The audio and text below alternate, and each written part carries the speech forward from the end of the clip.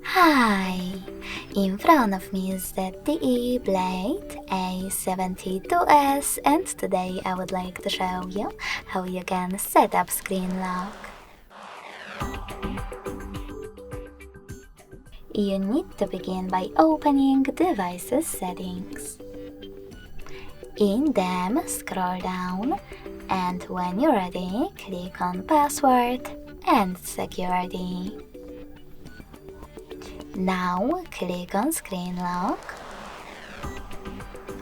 and select the best login method for you: pattern, PIN, or complex password. In my case, pattern. Finally, you can create your chosen login method. Tap on Next at the bottom right corner and repeat it in order to confirm it.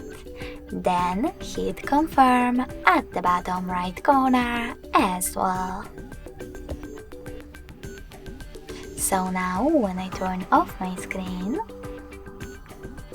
then turn it back on, I can see that pattern is now required. Thanks so much for watching. If you enjoyed this video, smash that like button, comment, and subscribe. Bye!